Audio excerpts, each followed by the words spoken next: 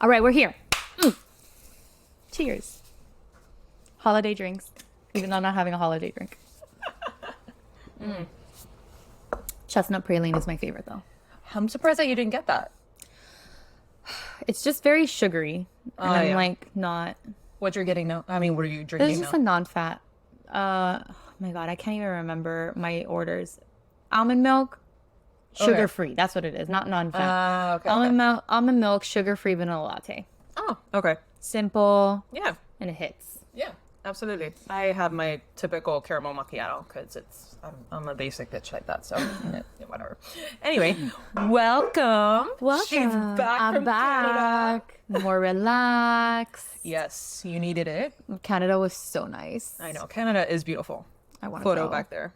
Yeah. Oh, that's Canada? Yeah, but that's the Banff region. You went to like the other side of Canada. Yeah. Yeah. This is. You went to Montreal and Toronto. Oh, that I really want to go there. I'm was dying so to go to nice. Montreal. Montreal was beautiful. Yeah, that's what everybody says. That it looks like Europe. Okay, maybe that's why I liked it. Everyone keeps telling me Yeah. they're like, you like it because it was like very European. Everybody tells me the same thing. It's like you're at Europe, but you didn't go overseas. Exactly. Pretty much, it's Exactly. it's pretty crazy. Loved it. But today we're gonna be talking about anxiety because you all voted for it, and we're here. And we are here to talk deliver. about something that every single person suffers with. Honestly, and you may not suffer from it every day, like me, but you may just suffer from it occasionally because of work, because of stress, because I don't know, name it. But it's a very, very. I'm common really thing. trying to think of someone that doesn't have some sort of level of anxiety My husband. every day. Really? Yeah. Every day? No, that's not true because he's like me. He just has anxiety about different things. Exactly. Like his anxiety will jump in like when he's working, something like that. But during the day, he's just not fazed about anything. He's like the dog. Yeah. He's just like, okay, let's go. Why are you freaking out? Can you calm down? Every time he tells me to calm down, I swear to God, I want to choke something. Anyway, it's like men of you listening out there, never tell a woman to calm down because you're doing the opposite. Who has anxiety? Someone that has anxiety every Yeah. single day. I think anxiety gets worse as you get older because That's you true. start overthinking things. Very true. That's why kids, they sleep amazing I know, and it's because so they have zero worries. Yeah, you're It absolutely right. means no worries for the rest of your days. We already started with the tangent. I love that movie. I know. It's the Lion King, and Timon and Pumbaa. Okay, you can't that go is wrong. that's the definition of ADHD. That's going to be another episode that we need to do. 100%. And I know I Wow. have that. I bad. can't believe I just caught that on camera. Yeah. And That is so we'll see it back, so bad. Okay. And I feel like as I'm getting older, I have more ADHD. I literally was just in the middle of a sentence I know. and started singing The Lion King. I don't know what's happening. I don't know, but us millennials are really suffering with ADHD Wow. or whatever. Like That we was really a are. harsh realization And for I mean, me. you can't blame us. We're going through. I mean, we've gone through so much in our lifetime, and we're not I even. know. We're not. I'm not even. We're not even 35 yet. And how many things have we gone through in our lifetime? World crises type of. Yeah, like world crisis type of things. Like, pandemics, the Twin towers. Yeah. Now this war. The wars. Yeah. The wars. Afghanistan. wars, like yeah. so many of them. Russia. We could go on. Yeah. Freaking, it just Like everything. Crazy. There's always something. There's always something in our generation. Insane. So can you blame us for having ADHD? Like our brains just need a break. Our brains are just like Our we're brains gonna are like, Jesus Christ. we're gonna dissociate for a second, even if it's in the middle of an anxiety sentence. And imagine having like all of this, but as a kid. I don't know. Poor kids. Yeah, Okay. seriously. Anyways. So like we said, we're gonna be talking about anxiety today because you all voted for it, which Yeah. honestly makes a lot of sense because there's a lot about anxiety. Like I have a lot, but we're gonna try to break it down for you guys, simplify it. We're not gonna be talking about like chemicals and neurotransmitters and all that. We could, but we won't. Yeah. So We can like touch up on it, but not exactly anything crazy. We'll break it down Barney style for you guys, like we typically. And do. we've been getting a lot of really good feedback of, Yeah. it's so, I've thought about, wow, we can cut this out, but my head is in so many different places that I can't even form a sentence. Dude, it happens. It's fine. Do you want a drink? I think I need a drink, Jules. Yeah. I think my brain is so Like, just so you could tone it down. calm down a bit. I could get you a drink. Let's get a drink. Let's get a drink. Okay. Jesus Christ. We cannot. I see. You're not the problem. It's also me. Why didn't I freaking? Anyway, we are seriously trying to get this episode rolling. Maybe it's it's like the anxiety vibes. Yeah, I think it's that. We gotta push through this, guys. Yeah. We literally were just talking right now for 5 to 10 minutes, and I didn't press record again. My phone started acting up. Okay, anyways, so we were talking about DSM-5 criteria.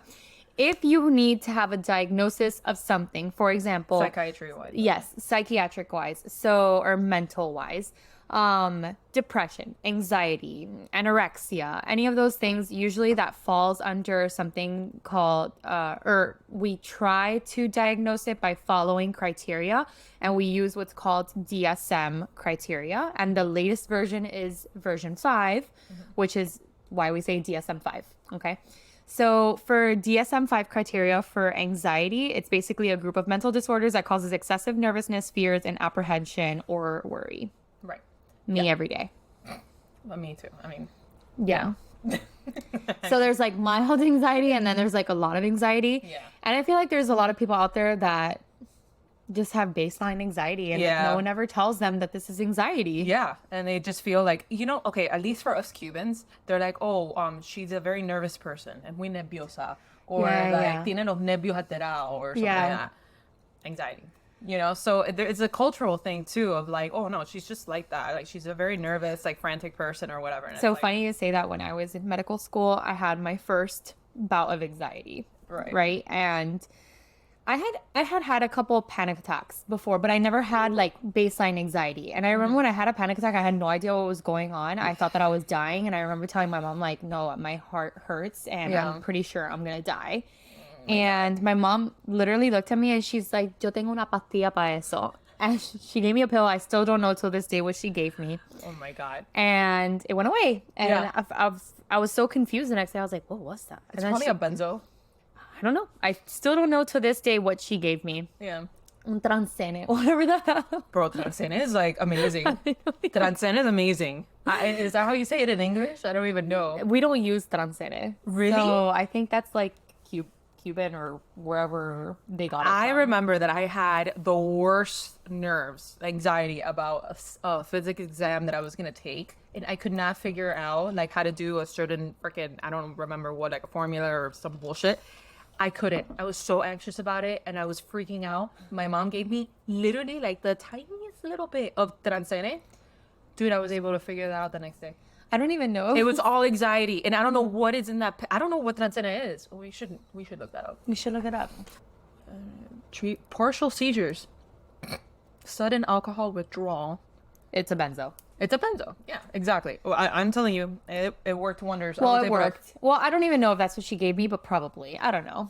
But anyways, so I had my first bout of anxiety when I went to medical school, and I remember telling my mom like, no, like I don't feel like myself, and it was weird. I'd never experienced it before, and sometimes anxiety doesn't really present like the like how people think it is. Sometimes you just don't feel like yourself, and it's internal. And like, it's internal, and it's very hard to describe. Yeah. So my mom was like, "Esa hupa."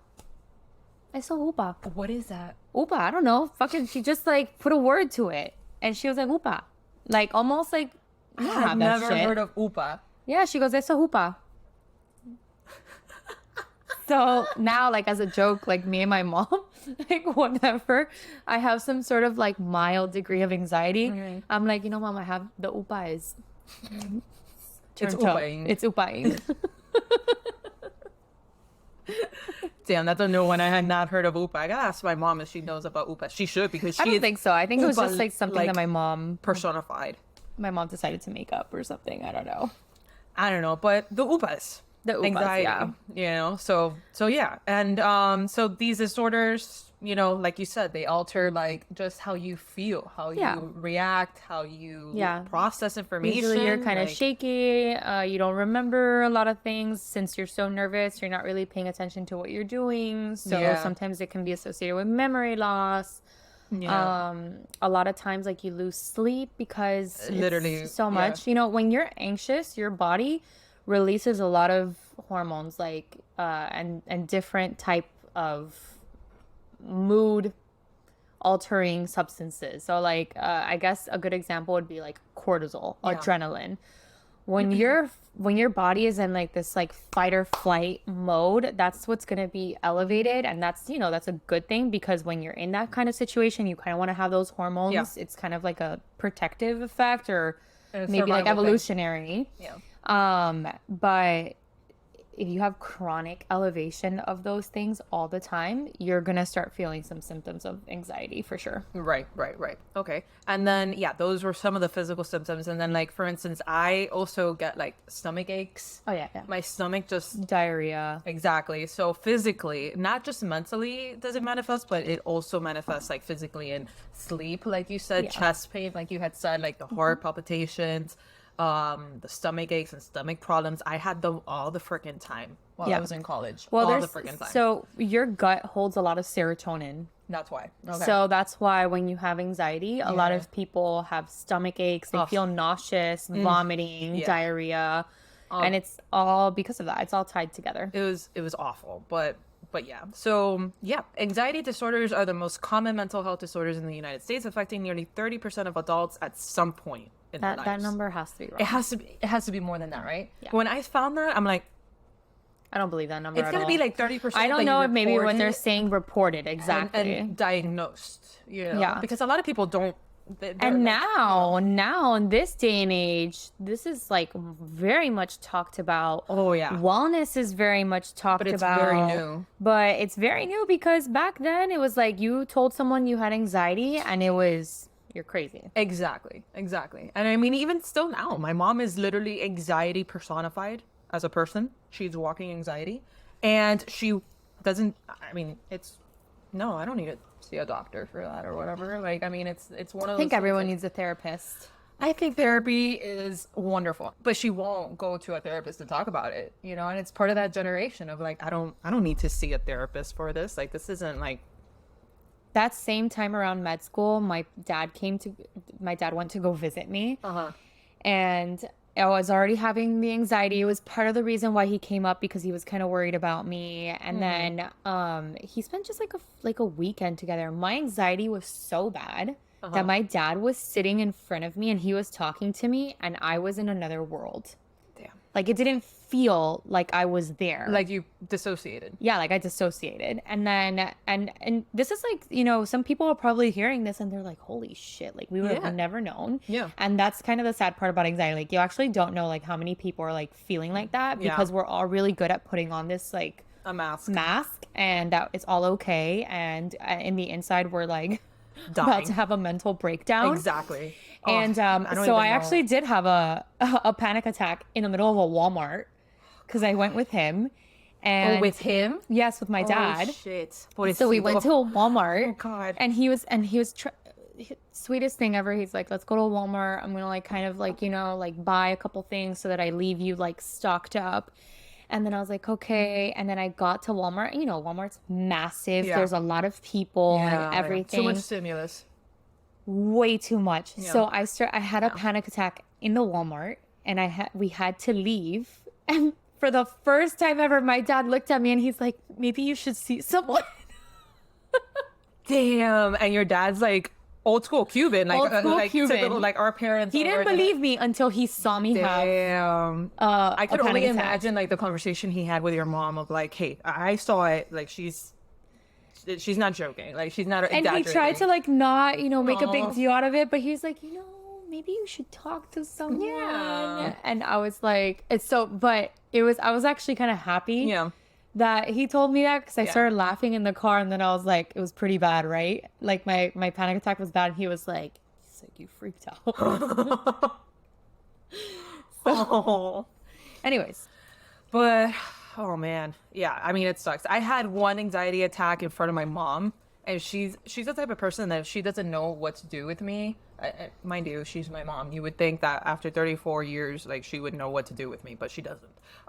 So we were in San Antonio, and I'm just like, I need to like separate myself because you know when it's coming. Yeah. Like there's a Yeah. little bit, like a couple, like a minute maybe if you're lucky of like it building up and building up, and then it's like, at least for me, I'm like, it's coming, it's coming, Stop it's coming. breathing. So I'm like, okay, it's coming. I'm gonna go. So at that time in San Antonio, we had a garage, and I'm like, she can't see this because she's not gonna know what to do. So I went ahead, and luckily Mario was there that day or at that moment, whatever. And I'm in the garage, and I'm like, and I'm going through the The whole thing. classic panic attack, you know. And I'm there like whatever, and then she walks in because I guess she saw me like just sprint to the garage, and she's but what's wrong with you? And I'm like, leave me alone. It's fine. Leave me alone. You don't understand. Whatever. And then she's like, she just closes the door. And then after that, I just see Mario coming in. Your mom's like super worried about you. What's going on? And I'm like, I'm having a panic attack. And I can't breathe. I'm choking. You know, the whole thing and whatever. And Mario's like, calm down. Calm down. And I'm like, what the fuck did my mom say to you? And he's like, she's freaking out. She didn't want to show you, but she's freaking out. She thinks you're dying. And I'm like, I feel like I'm dying.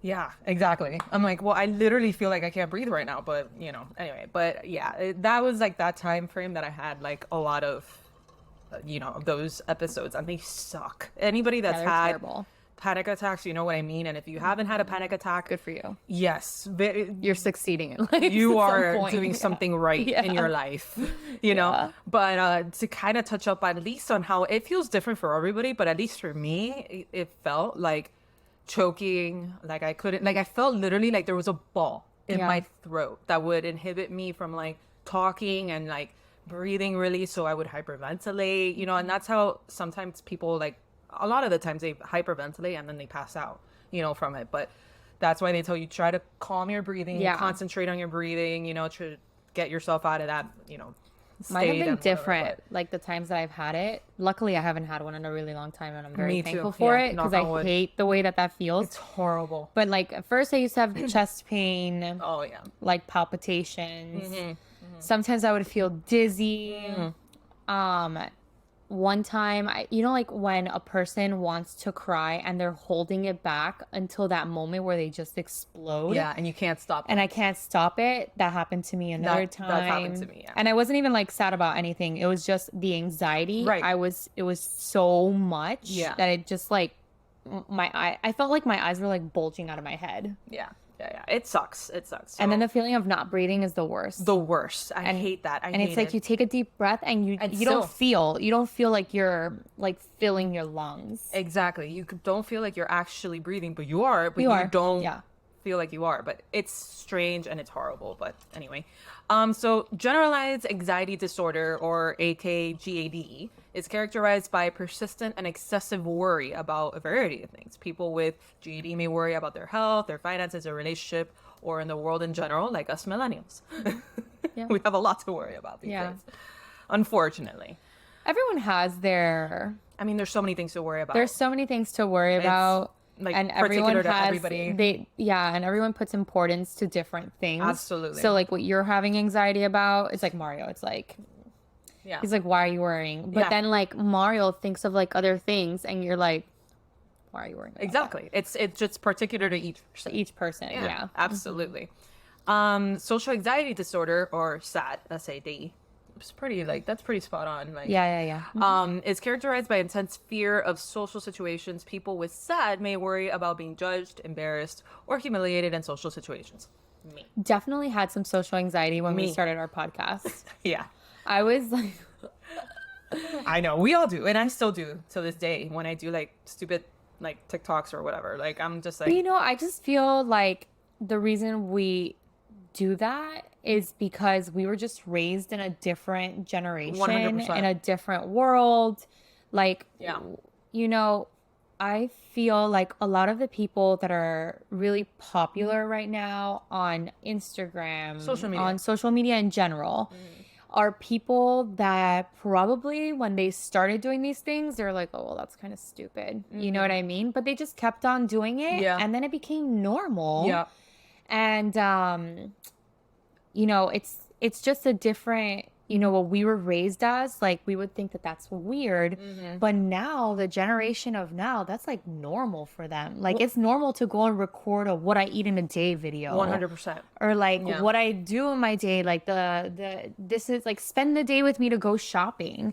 And for us, like, I feel like a lot of people are like, why are you doing that? That's like so weird. Like no one cares. I know. And now it's like, why are you not doing it? Why are you not doing it? Yeah, exactly. Yeah. It's funny that you say that because I literally saw a video about that. It was either last night or the night before, and I was like, Sorry, "This guys, is I so can't interesting." stop fixing my hair. You do you, girl. Patreon people are the ones that are seeing this. Okay. Now. Anyway, everybody else is listening to it. Anyway, so the video that I saw was super interesting about how different like millennials and Gen Zers are exactly about that, and it all relates to anxiety because of millennials. When we were growing up, we were the first generation to have social media. Yeah. We yeah. really were, with MySpace, then Facebook, Photo Bucket all of that was like shit. a form of social But media. then, since it was so new, people would instill this hard fear on us of like, you can't be on social media because you will never get a job, or schools cannot find about, your social media. I changed my name on Me too. Facebook. Me too. And still my name, I don't know if I have my name still changed or not. On Facebook, mine is different. Yeah, exactly. That's Yeah. what I'm saying. Because we Yeah. were like instilled to like, oh, you can't be You can't. public. You can't do this. You can't do that. You have to have like some sort of like, Yes. you have to be anonymous online. Yes. Pretty much. So, and we were instilled with that. And now Gen Zers are like, it's weird if you don't have social media. Yeah. Like, you know what? I'm not going to hire you because I don't know you. Yep. Like, where's your social media? I don't get it. Mm-hmm. And for us, it was the total opposite. It was like, no, the job is not going to hire you. No college is going to take you if they see you out having careful fun what in a you boat. post. Exactly. So it's so different. And that's where a lot of our anxieties with this right now with social media and everything comes from, because we were literally brought up to like fear it. Like we were the first ones to have it. Yeah. And then we also had to fear it. Yeah. So crazy you say that. And it just goes to show how like different generations influence the way we think. A perfect example of that is when I was in residency. Some people know this story. But when I was in residency, I actually had an attending sit me down and was like almost like giving me advice for different things. And I was like, and I remember thinking to myself that it was weird. Okay. Because she wasn't like the typical attending to like just sit with me and talk to me. And I was kind of just, and I was already like I was in my second year of residency. Okay. And she starts talking to me about like, what do I want to do with the rest of my future and what I'm going to like do after I graduate. Like, and I thought heavy that she stuff. was just, I thought that a lot of our attendings do that to kind of like help us out and stuff like that. And make us think, which I was very appreciative for. However, she was like, you need to be, whatever you want to do in your life, you need to be careful. Okay. This is how different generations, this is how different it is. She's like, you need to be very careful about the things that you post on social media. Yeah. And it just so happened that recently I had gone to a festival. Okay. And mind you, like the photos that I had and everything were totally fine. Yeah. And she means like a music festival. Right? Yeah. And I go to music festival. Everyone knows that about me. Yeah. So, I don't see why that's wrong. Okay, but it's different generations, it's just different. Yeah. So she was like, oh, you need to be very careful about the photos that you post. Mind you, when it comes to my social media, I'm so like strict about anything that goes on You there hardly even because post. I don't even post. She really doesn't. But I'm still careful because of how we were raised. Of course, it's just like ingrained into us. And you're a doctor, so then it's even more like.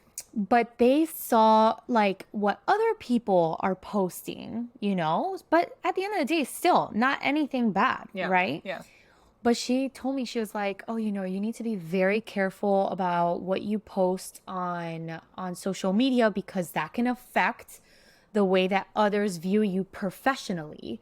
And then so when your attending is telling you this, you kind of just look at them and you stay quiet and you kind of just nod your head because it's your like attending. You have this like unspoken respect. Of course. Right? It's like the It's the levels the of ladder. Yeah, the ladder. Right? Like Exactly. I'm a resident, right? Yeah. And she's my attending. Yeah. I'm gonna see She's just your her. superior. Exactly. Yeah. I'm gonna see her every day. So I'm just gonna listen and nod my head. Yeah. And you know what she ends up telling me? She's like, yeah, because women, okay, you're a female, okay? She's like, you're a female and women need to live up to certain social standards in the medical world. And I was like, so let me backtrack. Yes. And we're like definitely like going off track on what anxiety is. But No, to but like this causes anxiety. yes, it Like, does. It's like a huge cause. It was a huge cause of my anxiety that day for sure. at that moment, I'd be like, "What did you see? Did you see something in my social media? Like, Yeah, what are you talking about?" but Like, the worst part is that she wasn't trying to say that like medicine is or was and still is in some specialties. It's a boys club. It was a boys club. Women got in where it's now like pretty much like 50-50. Yeah. But in certain specialties, it is still almost like a boys club. And I remember a lot of my friends that were females trying to go into male dominated Like surgeries. specialties. Yeah, like ortho Oh, big time, and yeah. all those things. It was really hard and it still exists. So, or urology and all. So it still exists. And so I don't feel like the way that she was telling me was not that, hey, like, like we need to, like keep on pushing for females in medicine.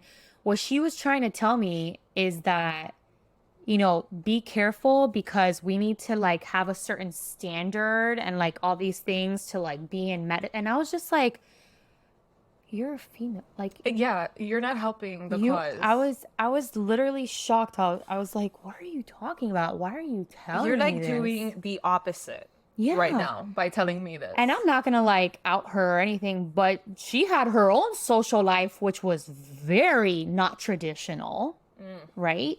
And I was like, this is crazy that you're she telling is me this. telling me this. That's such bullshit. Yeah. That's such bullshit. But whatever, I didn't take it personal. Like I knew that maybe she was just trying to look out for me in some sort of sense. But Yeah. oh my God, the way that she like It's a generational thing. the way that she like delivered that message horrible. was horrible. Horrible delivery. Horrible. Yeah. Horrible execution of that. Like, did not come across probably the way that she intended it in no means, but Yeah. thank God she told that to us, like you, a millennial, because us millennials are known to be a lot more chill and whatever, and like people like boomers telling us shit. Yeah. But because if she would have told that to a Gen Z, a Gen Zer would have been probably like, "Where's your phone?" Probably been like, "Can you repeat that again?" No, yeah, and I'm gonna post it. and post it. Yeah. Yeah, exactly. Which all power to them, bro. Like Gen Z is doing the fucking damn thing, like whatever. I mean, go do that anyway. All right, so back to what we're doing. So what we were talking about, panic disorders. Yeah, it's characterized by everything that we had explained. Sudden and unexpected panic attacks, but some people suffer from it on a regular basis, and that's horrible. And they are episodes of intense fear that come up quickly, and then they reach their peak within minutes, and everything we explained earlier about our own experiences with panic attacks. And then phobias, which we did a whole episode on, and it's part of anxieties. So they're intense and irrational fears of specific objects or even situations, because you could have a social phobia, which sounds horrible, but and then people could go to great lengths to avoid that particular thing or place, situation, whatever it is. So how can we help this out? How can we treat it? So anxiety, there's a lot, and we've come a long way with anxiety and the thought of anxiety, and kind of how I think the main thing is to figure out what's causing your anxiety and try to get to the root of the problem. And usually that takes some sort of type of therapy. Okay. And there are millions of types of therapies. So for those of you thinking out there that therapy, when I say the word therapy, I'm not like talking about sitting in front of someone and talking about your feelings, which is what usually people think about. I'm talking about any type of therapy. That could be yoga, that could be music therapy, that could be dance therapy, that could be drawing, that could be art, that can be journaling. Julie and I were talking about voice journaling right now. If you don't like to write because it takes too much time or whatever, painting, creating, grab your phone, talk to it, record it. Exactly. Or even video record yourself too. However it is that you want to do it. Breathe, meditation, mindfulness. I go out for walks. Yes. So, well, no, there's a lot of science behind that too, like going out for walks, nature, and all of that.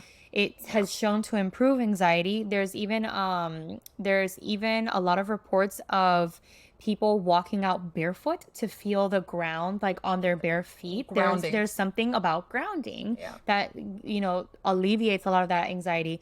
Living in the now, which is mindfulness. Yeah. Take 5 minutes and just practice mindfulness. Yep. And I remember the first time I started practicing mindfulness and that I started meditating, I did it on, oh my God, I can't believe I forgot the name of the app. Calm. No. Oh my God, it's going to bother me. Happy something. Headspace. Headspace, yes. There you Headspace. go. Yeah. Amazing. Yeah. I highly recommend. We're not sponsored by Headspace. them. No, we're not at all. We would like I to use be. them and I recommend them.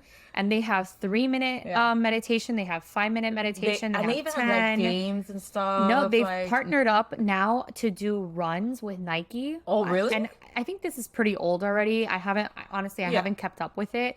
But they partnered up so that when people are running, instead of listening to music, they're like meditating. It's crazy. Yeah, That's the pretty world awesome. is, it's crazy like how it's evolved. That's awesome. But so for anyone that wants to do that, they're led, so they're like guided meditations. Yeah. So you have someone guiding you through things, and it is amazing, like what they do. Like That's awesome. they really taught me how to practice that. But anyways, so usually go through some sort of therapy, something like that, some reflection, figure out. And a lot of the therapies, what they also do is that when when the anxiety presents itself to you, then what do you do about it in that moment? So they also teach you how to practice, like how to take the anxiety and maybe instead of feeling those negative feelings, turning that into something else. So refocusing that energy onto something else, something more positive. Right. So, and then also apart from therapies and natural things that you can do, there is pharmacotherapy as well. So pharmacotherapy is usually what we know as medications, exactly, for anxiety. And I always tell people, like, because I think people have a bad, it's like there's a bad stigma on what medication is. And again, not in this world that we live in anymore. No. People are very open about it, which is great. Yeah. Because there's nothing more anxiety provoking of like trying to keep that from someone else because you're afraid of what they might think. Yeah. So, but where I was going with this is basically, that the world that we live in nowadays is like very different. So I'm very happy about that because I think people are learning how to handle their anxiety better because there's not so much stigma behind it. Exactly. And I truly, like, for instance, I take medication for it. I take medication for anxiety, depression, because for me, and it's different for people. Like, people could just have anxiety only or depression only. Yeah. But for instance, me, I have them that they commingle. So like if one goes up, the other one goes up. If one goes down, the other one goes down, whatever. They're just commingled. And I take medication for it and honestly changed my life. Yep. It's life-changing. It's that important, and it's not like talk to somebody, go through the motions of all of that, and then if that still doesn't work, they will probably be like, well, maybe it's time to like kind of think about medications. And there's a slew of them. There's many of them. The problem is and there's not everyone is the same. Exactly. So what works for someone may not work for you. What maybe didn't work for you at the beginning doesn't mean that you can't Don't change. write it off. Exactly. It's just, and I try to give people a heads up on that because it's so like, I think it's because they finally gather up the courage to do it. Yeah. And then it doesn't go well. So then they're like X'd for life. And that can't be. I was guilty of that. I took one medication years ago and it was awful. It just didn't work for me. And I knew people that it did wonders for. Like it definitely worked for them, but for me it was awful. So I did that. I was like, forget it. Meds just don't work for me. I revisited the idea, I think a year ago now, and I tried two. At first, the first one wasn't really like the thing.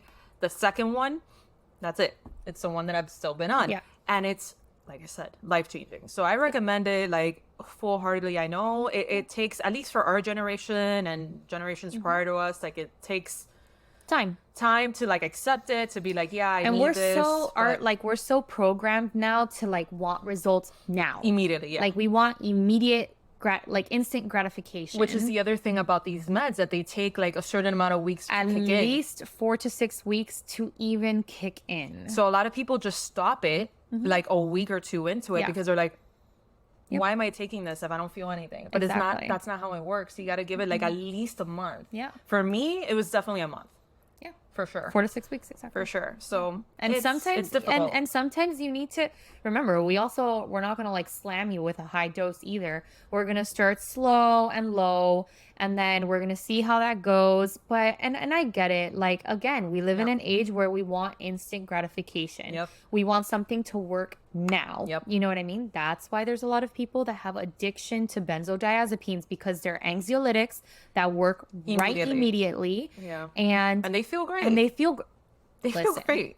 I've We were had- just talking about Transcendent. we were Like, just it feels trying great. exactly. These are medications Yeah. that are known Yeah. to help with Which is like that. Xanax. We're talking about Yeah. like Xanax type of. Xanax, exactly. Alprazolam. There's like different types of anxiolytics that work Yeah. immediately, and however, it doesn't do anything to like balance you out. You know what? It balances you out in the moment. Don't get me wrong. but Like, then- you will feel amazing. Yeah. You know. And then right after that, like maybe even the next day or whatever, once it wears off, And you're- they're highly addictive back. too, which is another thing, which It's- is like that's very bad. dangerous.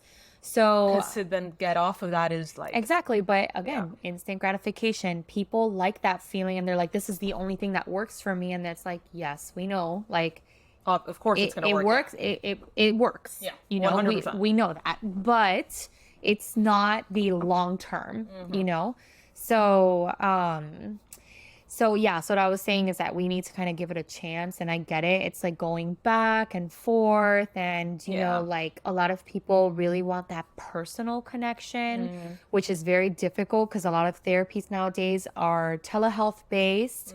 So it's, you know, we're like removing almost like a level of like personalization Right. when you can like talk to someone physically, But in the just give other- it a chance. But It's on the other side, it's easier to access. super easy And to you could do it access. anywhere at any time. You don't have Yeah. to like go with traffic in our case. Yep. You know, traffic, wait, then sit down. Yep. And that takes up like a whole afternoon maybe or Yep. morning or whatever. Now it could take you It's 20 way minutes. more convenient. Like, talk about instant gratification. Instantly, you can talk to a therapist just by a click of a button or an app. And there's some of them, talking about apps, Yeah. and there's some of them that you could even like message your therapist. Like literally texting your therapist, and then that's part of the program, you know, that you sign yourself up to. So there's a million ways to find help for this. Like there really is, you know, and the biggest part of it, I think, you know, is coming to terms that you want this for yourself. Yeah, that definitely. you want to help yourself out in this case, you know, And that's you're- the hardest step to take. I think when you finally take that step that you admit that you need help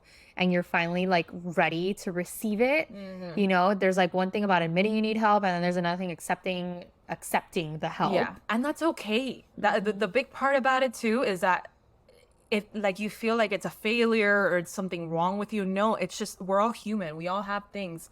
It's fine. Yeah. You know, it's like you got to go to the doctor for whatever, you know, you go to this type of doctor, you know, or you go to this type of specialist. It's the same kind of Same thing. you know, thing. So why is it okay to go every year, for us women at least, you know, to your OB-GYN because you have to do, you know, your routine yearly check, right? Why is that totally fine and you can't see a therapist? Yep. It should fall within the same route, you know? And then for men, the same thing. Every year you got to get like, you know, your blood checked or whatever the heck, Yeah, you know? exactly. So same thing, Yep. you know, just check yourself, you know, check in on yourself. Yep.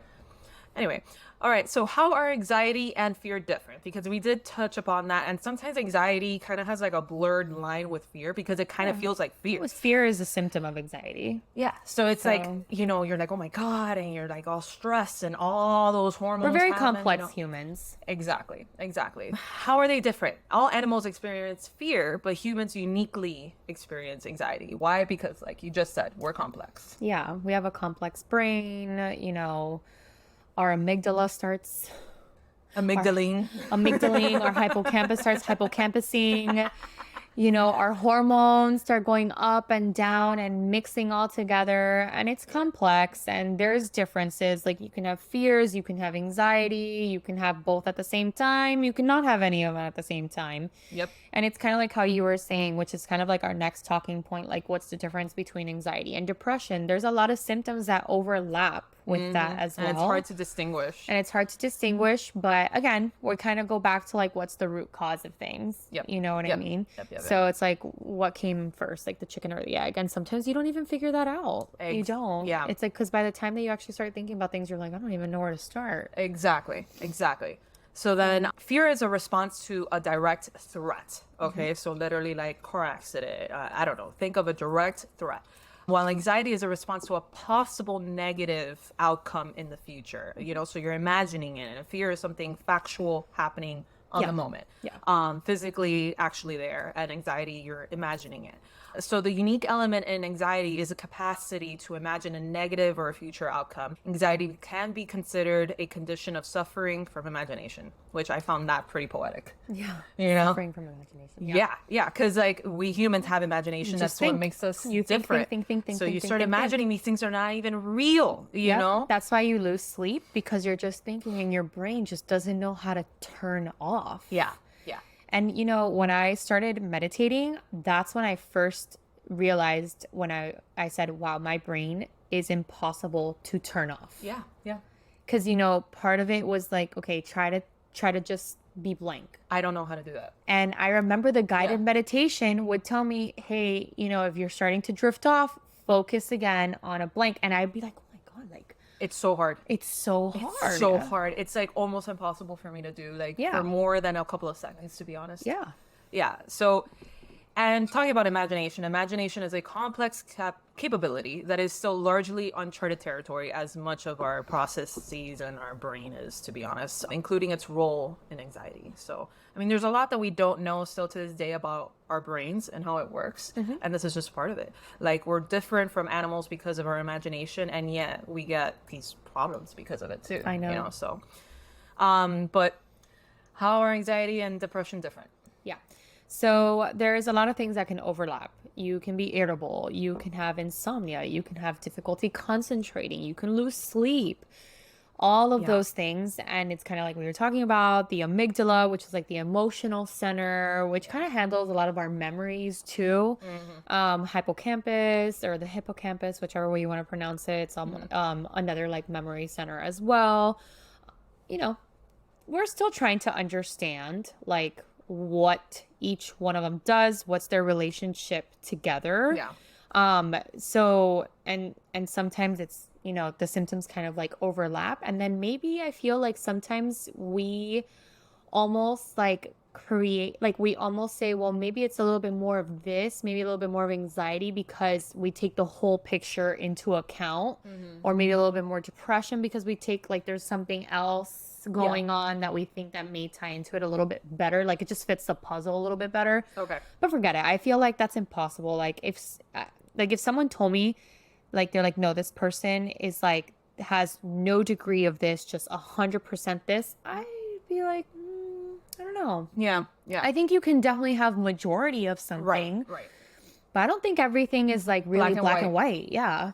I think there's always going to be a gray area. Especially when you might have a little more, a little less gray. Especially when we're talking about mental health. There's more gray than not, Yeah. It's hard. So actually, this is actually something really interesting. Like really, I didn't even know about that until I started looking this up. I'm like, holy cow. Yeah. And okay, so we have these emotions, right? And these emotions, though, are happening from hormones, right? So there is, even though we talk about something mental, there are physical things that are happening to us because of the way that we are feeling. So you will sometimes see, that like what Jules and I are like talking about is like this study that was basically done and how anxiety almost changes the shape of parts of your brain. Yeah. So it can enlarge the hippocampus. It basically like turns on like a group of like anxiety cells, and then those anxiety cells starts like firing and then creating more of those hormones and stuff like that. And we're keeping it very basic for you guys Yeah. because you could go like down a rabbit hole on that, but like yeah. it's like it actually physically alters your brain. Yeah. It physically alters your brain, and you start actually having physical signs of it. Weight gain, like memory loss. I think a good example of this was like my mom when my grandmother had Alzheimer's. My mom was her primary caretaker. It was a huge stress on her. I can only imagine. And it was major anxiety that was going on. Yeah. To the point where my mom lost her hair. Okay. Wow. But these are just things that like these are physical things that we're talking about. And Stress, she ended up developing an autoimmune disorder called psoriasis. So to the point where now my mom is on biologicals every 3 months to keep that controlled. So these things, these emotions like really do change us physically. Yeah, they manifest So physically. they manifest physically. We have physical symptoms of these things. And at the end of the day, like when you take a look and when you compare people's like brains and all these things, like you're probably going to see differences for sure. 100%. And a good, also interesting thing is, have you ever read like the studies comparing women versus men's brains? No, but I've seen really funny things about it. Oh, okay. Well, it's like a real thing. Like It's our brains are like 100%. structurally different, Yep. which is why like women are more what they would say, quote unquote, like emotional or something like that. Yeah. Or however we can multitask and like how Way better. There's, Yeah. and I'm going to try to find these studies so that our people, our, listeners can like learn about it too. But we are different. Like everyone is different. Like men think in like boxes. Einstein's brain was different too. Yeah. Exactly. But like men think and they are able to I can never say the word compartmentalize. Compartmentalize. That I cannot say that word. I cannot say that word. Anyway, so they're able to do that way better, and they put things in boxes, and they're all separate and whatever. Yeah. While women are like All at the same time. a ball of yarn. Yeah. All Like at the just same time. Everything is intertwined. A hot mess. Exactly. We're a And hot that's mess. just how our brains work. Like everything is intertwined. Why did I not water that orchid today? And then there's pee outside in the kitchen. Yeah. All of that in some way, somehow, it's gonna be intertwined. Yep. They're going to be related in some way. Yeah, For a it's just man, the it's way gonna we be think. like, I just forgot the orchid yesterday. And the dog just peed in the kitchen. Yeah. It has nothing to do with each other. But me, I'll be like, I didn't water the orchid because I had to go ahead and clean the piss. Yeah, You see? exactly. So it's like completely different. But Mario would have just been like, no, those are two separate things, Julie. And I'm like, no, they're not. They're all intertwined. So perfect. Yeah. I mean, we're different. Yeah. Yeah. Biologically, we are. So anyway. Now I'm wanting to like read up on studies, if there's ever been studies compared like anxiety, men versus women, and like if gotta there's be. any changes. There has to be. I just didn't go that in depth. No, I mean we but, can go. This could be so a whole in-depth. series on Yeah. its own, like anxiety, But you guys want to hear it. Yeah. So things that can be anxiety can be caused by a variety of factors, and this is very true. Genetics, family history. It's one of the first things I ask. Big time. Do you have a family history of any anxiety? And actually, not even just anxiety, any mental disorder. Yep. Depression. Anything. No, just anything. Bipolar. Eating disorders, bipolar, depression, Schizophrenia. ADHD. I ask any developmental delays. Yeah. Any troubles in school, any anger issues, anything like that can cause like this anxiety. Yeah. There's a new, fairly new, I want to say, and I think we had kind of like briefly discussed this about ACEs, which is like adverse childhood events. Oh yeah, we briefly touched upon. So it's basically adverse childhood Super events interesting. that could lead you to have like actual like metabolic, like problems. So hypertension, diabetes, anxiety, and like all these things because Yeah. of things that happened to you as a kid. That is so interesting. Yeah. Yeah, it's really fun. It's incredible. really Like, really cool. yeah. So there's a lot of like, practices nowadays where we're actually giving out like these forms for kids called ACEs. Okay. And they're supposed to circle things that they've gone through. Okay. Like, do you have a parent in jail? Like, do you Wow, have okay. this? Do you have that? Like certain childhood events. Yeah.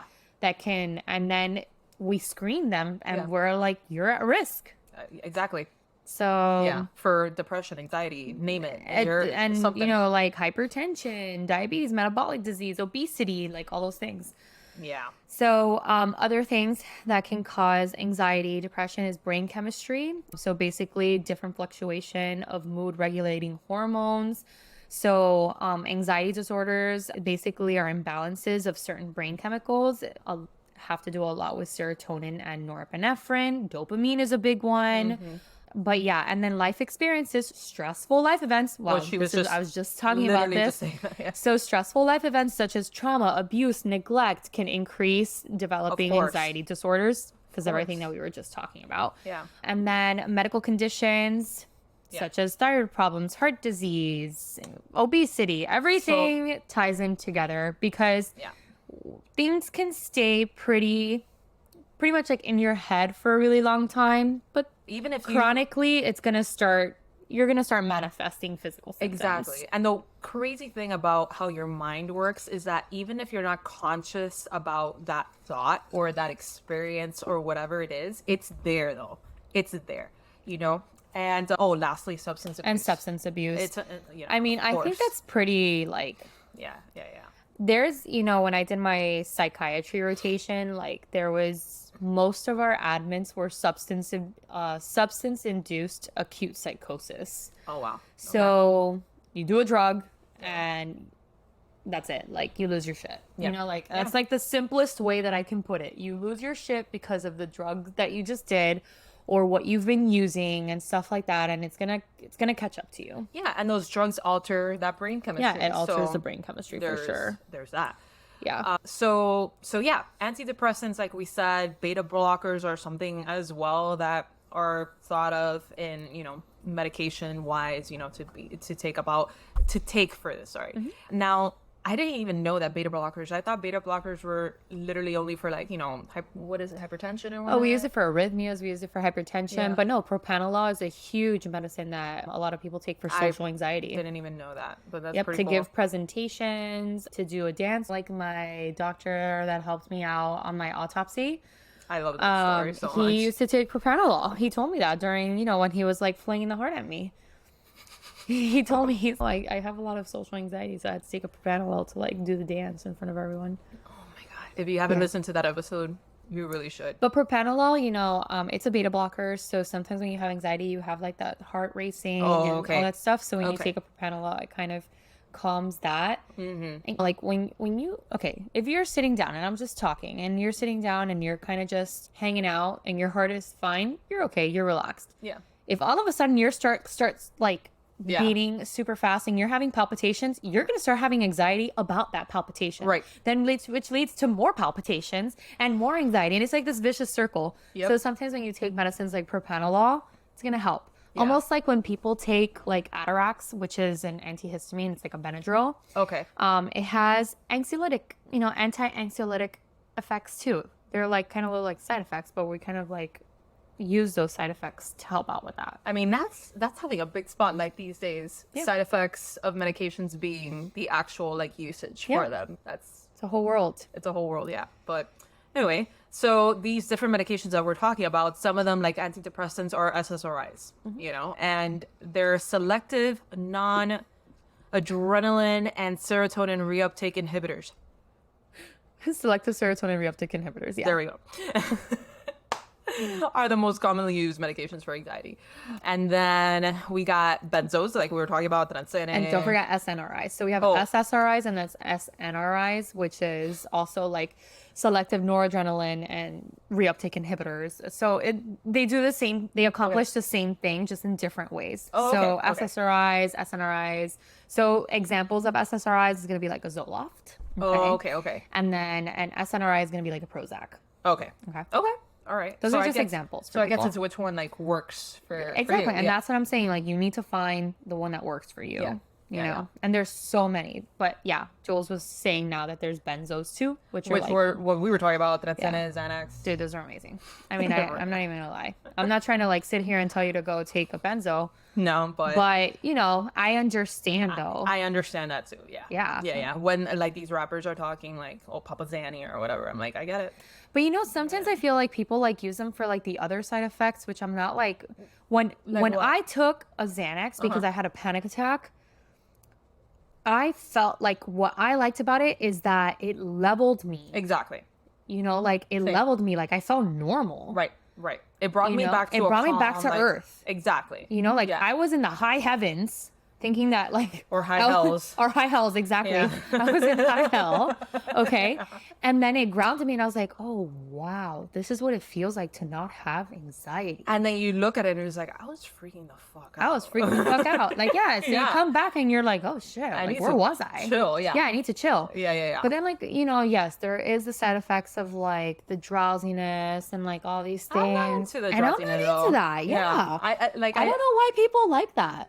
Yeah, me neither. Like, But whatever. I know it's also like very addictive. Like these are addictive medications. Yeah, unfortunately. So I know it is unfortunate, Yeah. but they do create dependencies, and that's why we don't. I don't prescribe them. I don't. Yeah, no. There's no. like for me, I've had especially you that you're a pediatrician. a pediatrician, but you'd be Absolutely not. surprised. There's people that prescribe kids benzos because of this anxiety, and maybe they're not doing it because they're not, but there are kids that have severe anxiety, and the parents will tell me like, hey, is there any way that you can prescribe them this? And I look and it's a Xanax and I'm like, no, it's not. I'm Yeah, sorry. Like, yeah, it's not we gonna can fix try. the problem. If you are telling me to prescribe you Xanax for your kid, okay, and you're not even willing to show up for therapy once a week, no.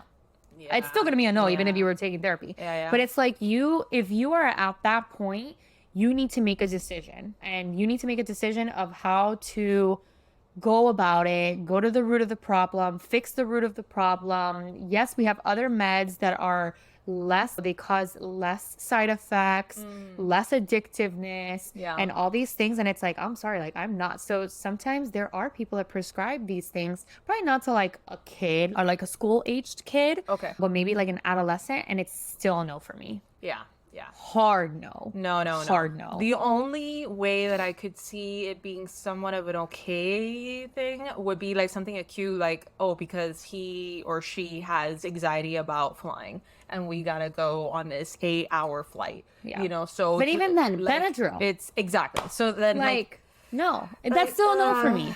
you The know, only time that I'm I just have trying to like ever play devil's advocate for the doctors that do prescribe it to these kids. Is like, well, maybe it's that. I but, like, have still, prescribed like, I don't know. benzos, but I Yeah. prescribe benzos for kids, you know, like that are having a procedure that they need to calm Yeah. down, Right. and all Something these things. very minimal, like But once type of thing. long term, Like, yeah, no. never. No. Not like a 30-day supply. Never. You know? I've prescribed it for kids with a slew of different problems, and Mm-hmm. the only time that I've ever used it acutely was for a situation that I had with an adolescent that had an acute psychosis that was drug induced, and we had like 5 security guards restraining him. Oh boy.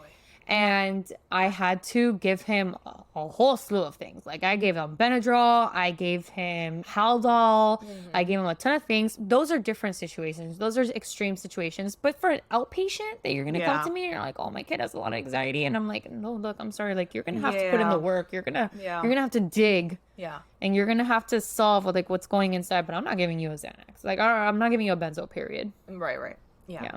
Anyway, so effects on anxiety on the brain. We kind of briefly touched upon this, but I'll list it out for you guys. It could change the way we think and see things negatively and over worry about it. Our brains could overreact to threats when there's actually no real danger, like the imagination spiel that I had given you guys earlier. And it does create lasting changes to the brain, like she had mentioned, enlargement of the hippocampus, and then differences in the amygdala, and even the prefrontal cortex, which is in charge of all things complex thinking and whatnot. If you listen to our episode on lobotomies, we really touched about, we really talked about the prefrontal cortex there, in not very good ways. Yeah. I mean, Evie's still scarred about that episode. Yeah, I'm still scared about that episode. Seriously. Okay, so the amygdala also grows a little bit larger and becomes more active, making it more likely to send out false alarms and say that something's dangerous when it really isn't. The prefrontal cortex, which is in charge of all of our complex thinking, actually shrinks. So that's not a good thing. You know, we want that complex thinking. We want that critical thinking. It kind of makes us human. And it's very just important for our lives in general. And so it also creates a problem in controlling and reeling in those emotions and making good decisions because, again, complex thinking. Anxiety could impair our ability to think clearly. And then the hippocampus holds onto memories of these threats more easily. So then we become even more anxious because we're constantly thinking about it now that we have memory of them. And then the damage that anxiety does to the prefrontal cortex and hippocampus can make our brains more likely to develop dementia, like several different types of dementias, like Alzheimer's. So it's serious, folks. Let's go to therapy. Let's do the thing. Let's prevent these long-term effects. And then what happens during a panic attack? So basically what happens during a panic attack is the amygdala is freaking out. She's like, holy fuck, this is happening. And it's going to send a signal. She needs to control her tits. No, yeah, calm her tits. Calm those titties. Nope, she doesn't. They're all going crazy. Yeah, like that meme. That I always think about that meme. Oh my God, Julie almost fell off the chair. My titties went crazy. It's funny medicine. I'm here for the comedic advice, okay? So the amygdala fucking goes crazy. Her tits are going all over the place. And then she sends a message to the prefrontal cortex. And the prefrontal cortex is probably like, holy shit, calm your tits. But can't shut it off. Can't shut off the amygdala. So overrides those feelings. And then that's it. Like, that's when you start feeling like those signs and symptoms of anxiety. The pounding, the chest pain, the can't breathe, the this, the that. The titties flopping. They're everywhere. They're everywhere. Watch out. They might hit you. So a good example of this is like if it was like a smoke detector. So amygdala sends a message like, hey, there's a fire. And then the prefrontal cortex starts like beeping like smoke alarm and then turns around. There's no fire. What the fuck? Right? But she's still freaking out. So smoke alarm is still on even though there's no smoke. So that's kind of like what a panic attack is. It's kind of crazy. It is. It's crazy. And it's again, awful. Goes back to the whole imagination of things, you know. So let's keep our titties calm and go to Stay therapy calm. to bring them back to normal level. Calm your tits, please. And that was anxiety, folks. Of course, I'll be putting all the sources and all that stuff. If you guys want more information, you could go to our show notes. I will have everything there. If there's anything that you guys heard from this podcast that you want us to kind of make another episode on. Absolutely. I mean, anxiety, you guys wanted it, here it is, you know? Yeah, here it is. So, thank you all for supporting us. Please keep on subscribing. Keep on checking us out, commenting, liking, doing all the damn things you guys are doing. Please. Give it up for Julie. She is working hard. This is like my baby now. No, this is your baby. I mean, don't get me wrong. Like, I love this and I love what we're doing. But, oh my God, like, Jules, like, you are so good at this. No, man. No, anyway, enough about me. You guys. Yes, and thank you guys too. Keep doing everything you guys are doing. Thank you all so much for the love and support. Thank you for the feedback. Yeah, the feedback is always good. Feedback is, and it's what helps us like change things, move things around, or hey, that wasn't good. You should do it like this. Great. Please send it over to us. We're on every social media thread you could possibly think of. Look Seriously, for us. Things that I haven't even heard of someone. Look for Funny Medicine Podcast in all socials. We're there. Like and subscribe in YouTube, please. We're almost there to like a big point in YouTube. So please keep doing that. And if you definitely want to see even funnier stuff, more unhinged, more funny, crazy titties, you know, in the air. Not literally, okay, but you in you know, in the just. I didn't even think about that. Wow. Yeah, don't get that twisted, people. Subscribe to our Patreon, and that's Funny Medicine Podcast on Patreon. And there's 2 levels to that. You can subscribe to whichever one suits you best, but highly recommend it because it is awesome, and we do do one full episode there on video that's about a completely different topic, and it's full episodes only on Patreon exclusively there. Exclusivo. Yeah. So, and thanks to all the patrons that are subscribing Thank there you to too. all our patrons. Thank you, because you guys are the MVPs helping us, keep up with all this stuff. But anyways, we'll see you guys on the next one. Thank you guys.